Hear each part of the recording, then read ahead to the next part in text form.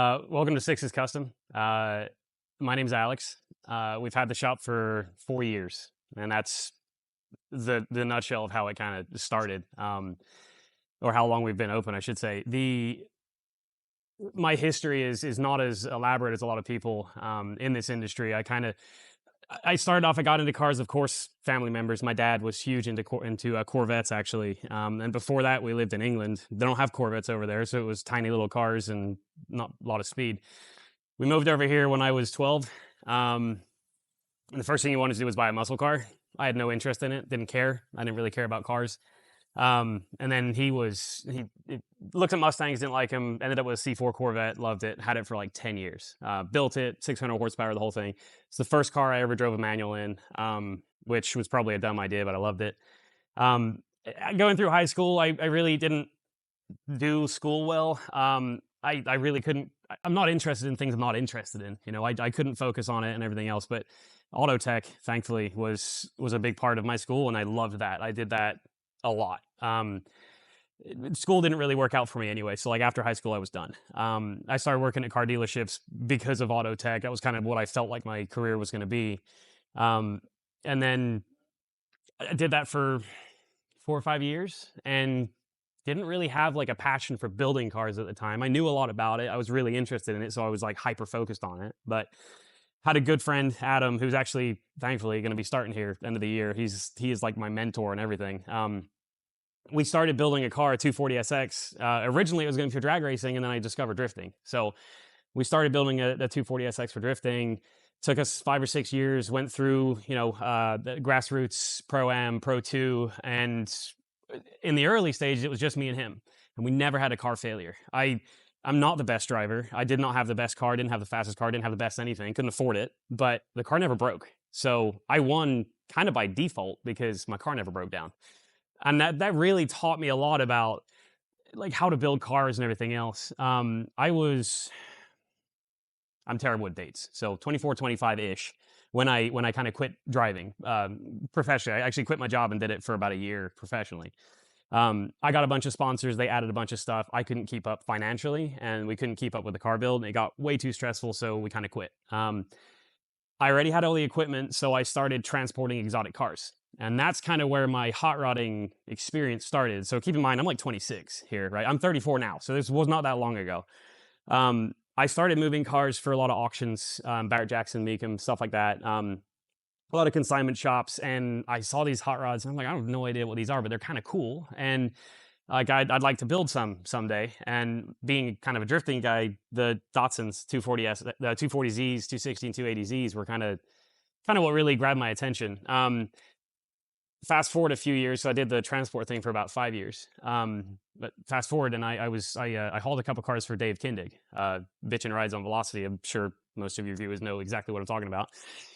Absolute perfection. And I realized like there's a huge gap between what you're picking up at the auctions, which is what people put together to put through an auction. That's kind of the final stage. That's where people are making their money. So their focus is to get it looking pretty to drive across the stage. And then you get the stuff like the Kindigs, which is perfection. Like nothing is imperfect, and I just was gravitated towards that, and I'm like, I need to build cars like this.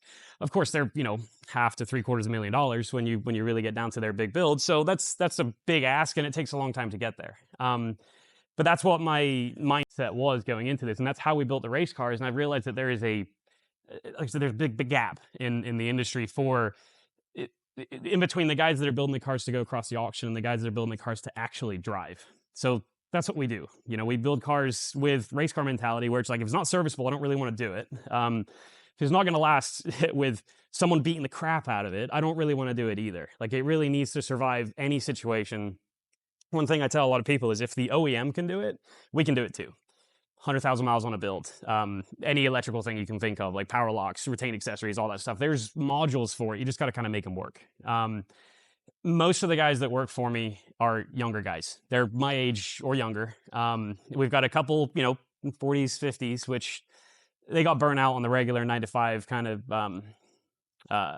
flat rate technician kind of thing. And they wanted to build what their passion was, and that's why they're here. But the benefit of having young guys is they're used to the modern technology. So they can really integrate that kind of stuff really well. I'm very OCD when it comes to building cars, so I'm sure they hate me for it a lot of times. But when we do kind of do something and it's not right, I'm like, hey, we got to redo this. It's not going to work, or whatever the case is, and we redo it 3 or 4 times, and that gets expensive for me because I don't want to put a product out that's not perfect. So if I'm telling a customer what it's going to be, that's what it is, and if I got to redo it, that's on me. But I don't want to put anything out that's going to tarnish the name, so to say, and kind of not prove that we can do it. So my history is pretty short with this. The name Sixes Custom comes from my love of Datsuns. My first couple were 76s. They have inline sixes in it. My race car was a 96. I swapped a 6-liter into it. My first big truck was an '06. It had a 6-liter in it. My truck right now is an International, just happened to be a 96. I didn't plan that. That's just how it happens. So everything I've done has been something in the sixes. So that's where the name comes from. But yeah, that's kind of the really short history. I don't have like, my parents were into hot rods. We're from England. You don't have hot rods in England. You know, we built this place to fill that gap and really build purpose-built, you know, enjoyable driving cars. We have a couple show cars out there because when you have that attention to detail, they show well. So some people are like, hey, let's go to the next level, and really show just kind of how clean things can be, how cohesive the whole build can be. We've only been open 4 years, so there's a long way to go before we get to the Ken Dig level. And I don't know if I'll get there. He's perfect, you know. Everyone's got to have their idols, and that's mine. So, but yeah, that's the short history for Sixes Custom and myself, really. No, we came across originally for 2 years, and it was funny. I was 12, so bear in mind I was kind of dumb back then. But we had 2 options. It was either Georgia or Texas, and me and my sister were like, and we could choose either. It was between me and my sister. We're about the same age. And we were like, well, I don't really want to hang out with cowboys every day. So of course it's going to be Georgia, because we just imagined that Texas was what we see in the Western movies, right? Because we're not really exposed to that in England. So we chose Georgia. It was actually Marietta that we came to, went to Marietta High School. And then 2 years after we got here, we were like, no, this is awesome. Like, we want to stay. We have so much more freedom here. Like, it made a lot of sense for us to stay here. Every family member that we have, except for my parents and my sister, live in England still. So it's just us over here, which is kind of cool. You go back, everyone's like, the hell's a hot rod? Like, what are you building over there? That's so cool, because they see it on Facebook. But no, it's Georgia's been home, you know, since I was 12, 13. I've said 34 now. So I live in Ackworth right now, which is down the street from here in Adairsville. And Adairsville is a small town.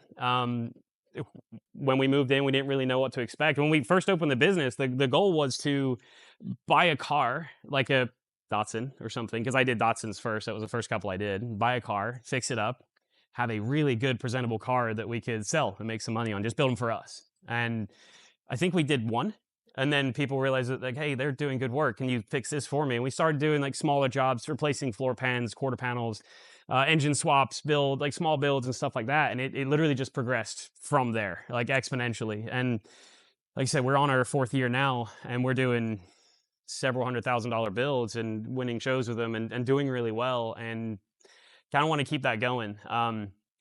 We have the location we're in now. This is where most of the magic happens, as people would probably say, but everything except paint and body happens here. We have a location down the street that's smaller than this, but all we do is the paint and body for us. We don't outsource any of it. We tried to outsource it, and I wasn't happy with the quality, and I wasn't happy with the time.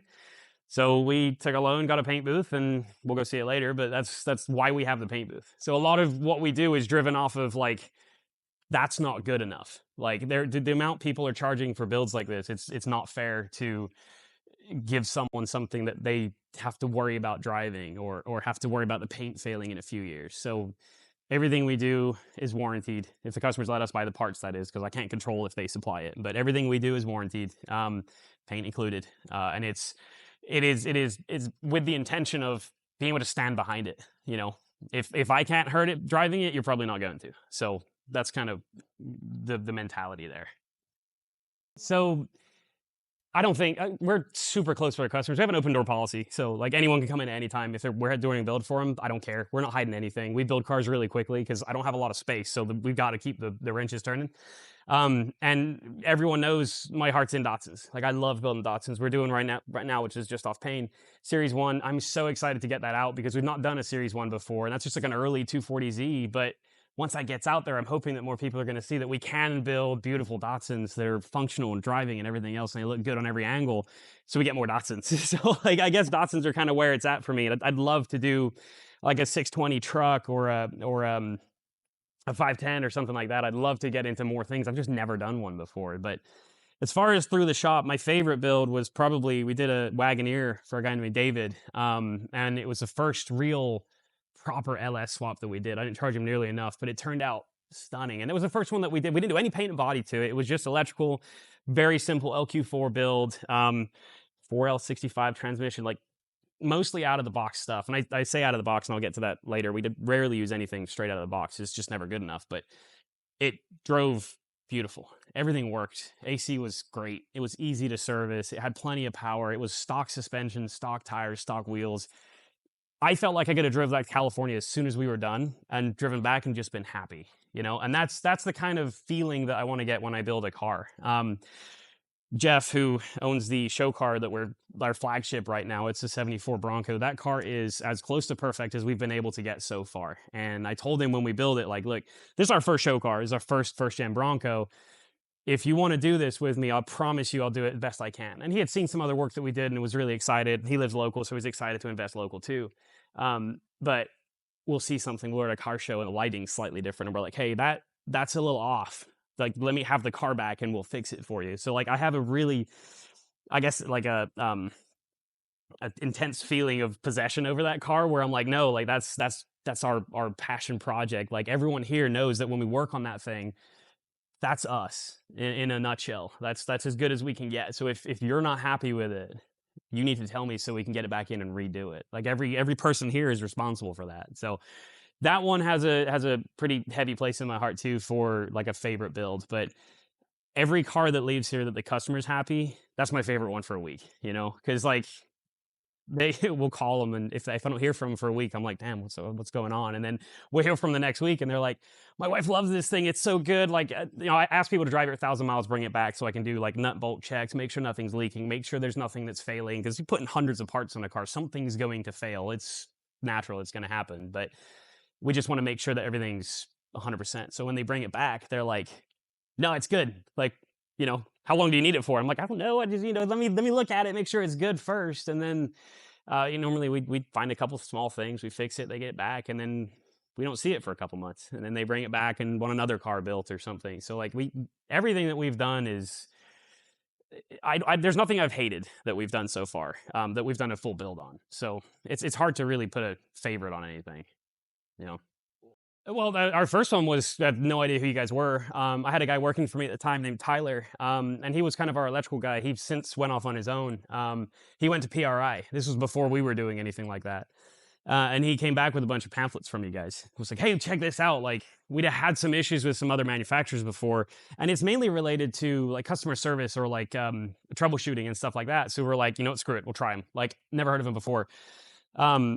And then I think that week we do a lot of EFI conversions because everyone wants modernization. That's one of the things we specialize in. So we called you guys and we're like, you know what? Yeah, we'll give you a shot. No idea what to expect. Let's see. And I don't think JJ was working there at the time. Might have been you I spoke to. I don't even remember. Okay, probably was. And you said, yeah, well, you know, it sent us out a product that was heavily discounted, and we were like, okay, that's kind of cool. We'll try it out. And it was on a Chevy 350. It was a crate motor. So we figured everything was going to be plug and play. And that is exactly what it was. Like, we plugged it in, it worked fantastic. Now, I said earlier, we don't normally use things straight out of the box. So there's a lot of things I wish I could improve, and it's more for like a cleanliness thing. But we know out of the box, all things being equal, everything else being 100%, wiring, engine, everything good, it works. So cool. We know that we have a good product here. And then the next couple that we did, we're going on different cars, and we've had issues with other manufacturers with front distributor motors, Fords, and interference, electromagnetic interference. And y'all assured me that that wasn't going to be a problem, and it hasn't been. So that's really good. But we've had some issues with you guys, with the product in the past, and it's kind of like, hey, I keep roasting O2 sensors, or like this thing's not learning properly or something. And every time we call, you'll answer the phone. So it may not be absolute perfect product, but I don't think the perfect EFI conversion exists. I don't think it can, because you've got a carburetor conversion where it's shooting fuel into the top of a standard dual plane intake manifold. Fuel's kind of going wherever it wants to. You can't tune that properly unless you're doing a multi-port, which I haven't tried you guys multi-port yet, but unless you're doing a multi-port or like a modern engine that has a modern fuel injection system, you're not going to get a perfect EFI conversion. And I think going into it knowing that that's the case, it leaves you a lot more like wiggle room for your expectations. But the car behind me is running Aces. This is kind of the worst case that we've had for it. It's a blueprint motor, brand new wiring harness, and the Aces EFI conversion. We put it all in. Didn't run for crap. We roached O2 sensors left, right, and center. We could not figure it out. But every time we called, you guys answered. And you're like, okay, let's try this. And then JJ drove down O2 sensors for me to replace them. Turns out it was an engine problem. The valves were in Blueprint were fantastic with their warranty too. That's why we use these companies. But if they've got good support, we're going to use them. But Blueprint basically did what they had to do for the warranty, sent us some parts, we replaced them, and then they sent us a new motor as soon as they knew that didn't work. And we called you guys too. We're like, hey, Blueprint's sending us a motor. We're pretty sure this is what it is, but can we just get new everything? Just switch it out, like warranty it out. And y'all were like, yeah, sure. We'll test what you got, make sure it wasn't anything like that. JJ called us a week later and said, yeah, they put it on the test bench, couldn't find anything. And we were like, well, everything's working now, so it's all good. Like it runs fine. I just stole it from the customer's house. It was pretty local to have it here to show you guys that it does works. But yeah, that's the main thing is anything out of the box is never going to be perfect. It's kind of made universal. Like you buy a pre-built roll cage, it fits like crap.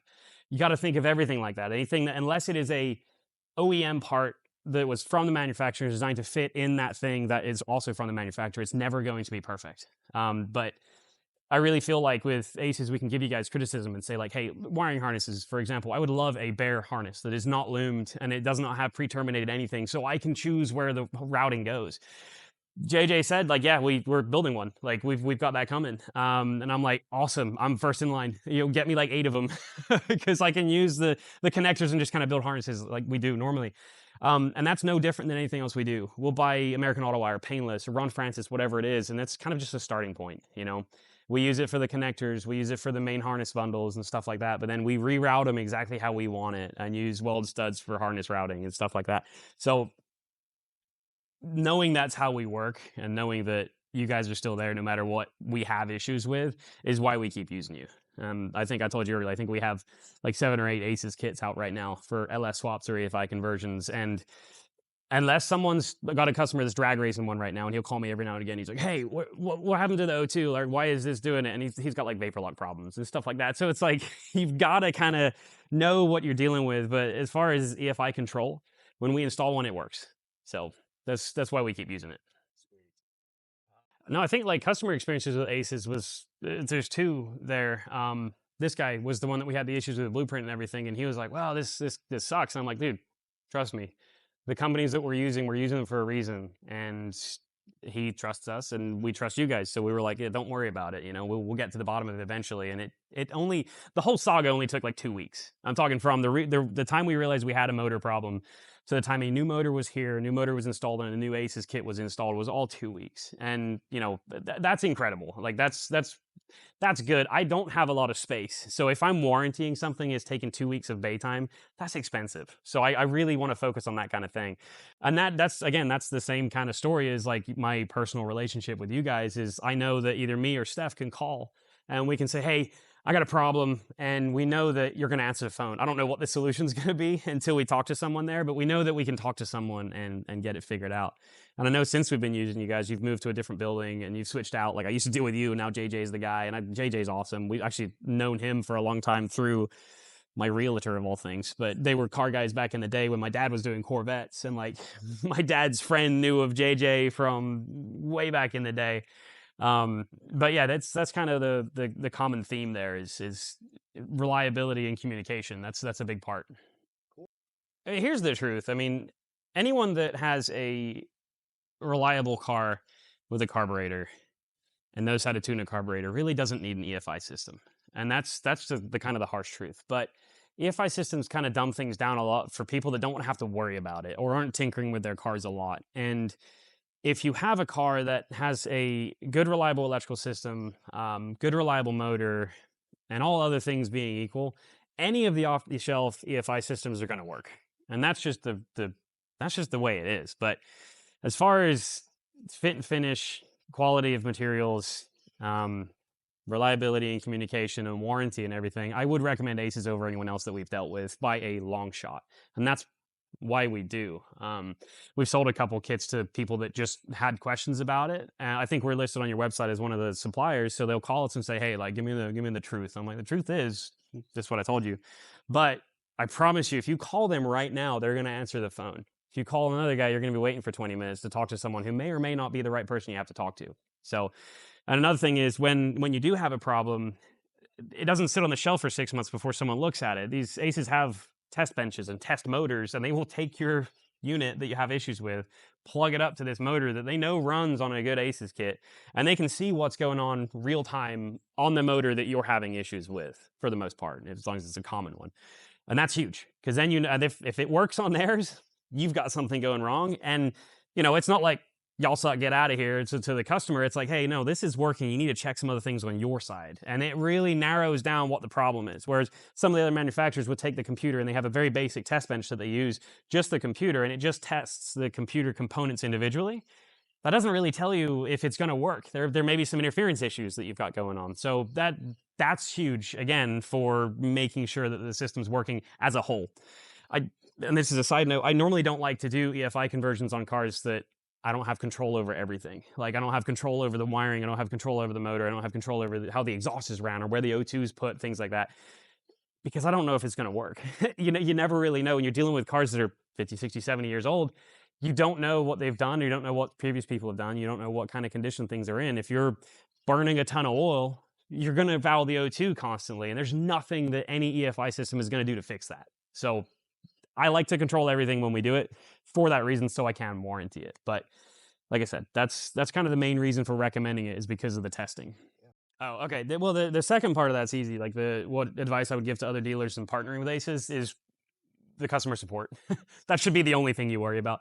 Any other installer is going to know anything works if you install it correctly and everything else being equal. But they also know how hard it is to get customer service technical information, or have an actual technician call them about an issue that they're having and help walk through the problems and what they've potentially done wrong or what they've got wrong with the car. Aces is by far the best with that, and that's not just blowing smoke. It's the reason we keep using it. I'm very OCD, so if it doesn't work perfectly, I want to know what's going on and have someone that's going to be there to back me up. There's always something that's you cut corners on, Yeah. and I feel like the corners that Aces cut are manageable, very manageable. And it's a harness, for example. It's the same harness no matter if you're buying it for a Chevy or a Ford or anything. So you put it on a Ford, you got to run the harness a little weird. That's why I want the completely naked harnesses, so I can run it the right way. But it's minor as far as the base unit's concerned. We know that if everything is equal, we're gonna be able to make it work. So that's kind of the main thing with it. Like, investing in people is in your technicians is really important, because then you go to car shows, everyone knows what's there and they've really got their heart and soul into it, and you're not taking advantage of the customers that are trusting you to build these cars. These cars are not cheap. Most of them are more expensive than any new car out there, aside from exotics, of course. But, someone brings in a 74 Bronco and they're like, hey, man, I just want it to drive better. Like, just slap a bunch of new parts on it, sure, but that doesn't necessarily make it drive better. I've got one that came in a couple weeks ago, and it has every part that you can possibly imagine on the car, and it drove like crap. And I told him, like, I'm sorry, I'm going to start taking things off until it drives the way it's supposed to. And we ended up taking most of it off and going back to factory, and it drives fantastic. So, like, you have to care. You have to really care what you're doing. You have to really care about your customers, and you have to really care about the final product to make it right. And that's not hard to do. You just kind of have to not look out for yourself. So, like, I'm always like, whatever my people need, that's what we're doing, and whatever the car needs within reason, that's what we're doing. We have a goal, they have a goal. We're with the customers every single day. Like, hey, what is your vision? What are your wants? What do you want to do? And that's what our vision is to really build what they want, not what I want. I mean, if I never build a show car again, I'll be happy. They're very stressful. I'm way too OCD to build show cars. I would rather build, like, good quality drivers that people can just beat up on all day and not have to worry about it. But building a show car was really cool. And I'm like, that was stressful, but it would be kind of cool to just elevate it. Maybe next year we'll do another one. But Yeah, we're just we're just trying to build good cars for good people. That's really what it is. We have an intake that we do for customers to make sure that it's going to be a good relationship. I don't really care about the car. Can build whatever, any car that they want that within reason, as long as it's available. But if it's not going to be a good relationship, it's not going to work, and that's huge. And again, that's kind of why we deal with the companies that we deal with. Is if it's not a good relationship, we're not going to be able to move forward efficiently. And then there's no point kind of pushing that, or trying to make it work.